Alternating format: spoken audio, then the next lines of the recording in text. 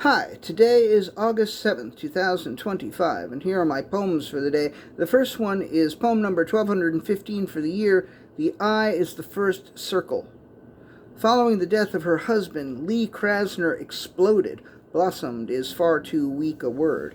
Inheriting a large studio, she was able to make monumental works, including a 16-footer whose name came from a quote by Emerson. Furious, fast, muscular, sinewy, slinking, dancing, gliding, a painting to lose oneself in. I got lost in it in 1984. I was working across the street from MoMA and spent many lunch hours at the Krasner retrospective. It was stolen in 1990 and recovered a year or two later.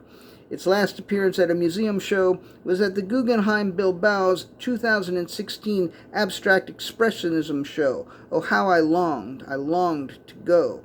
Sold for $11.6 million in 2019 to Emily and Michael Rales, it now hangs in their private museum, Glenstone.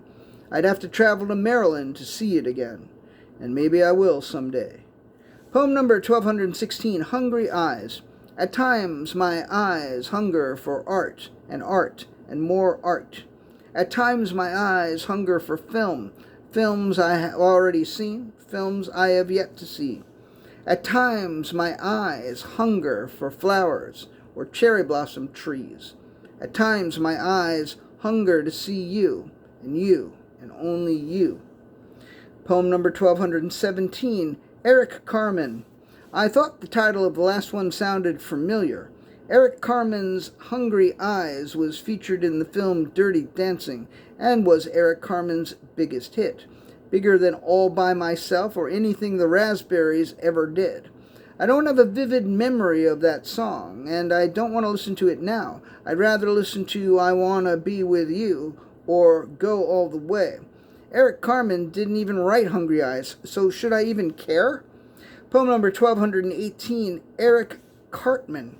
When I first saw South Park, which was probably around the time of the release of the third or fourth episode, I wondered whether there was any significance to the similarity between Eric Cartman's name and that of the lead singer of the Raspberries. I confess to be very confused by that initially, and I still cannot say, 28 years later, that I have entirely gotten over it.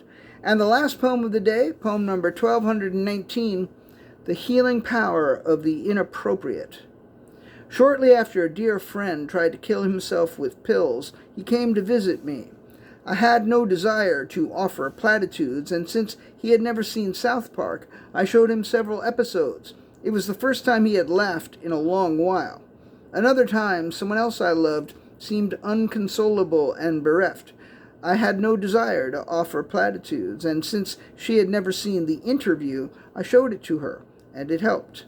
So the next time you are faced with a friend or loved one experiencing grief or trauma or some other kind of deep sadness, consider the healing power of the inappropriate and the vile and raunchy and the just plain wrong. It can alleviate their suffering and set them free. All right, that's it. Thank you.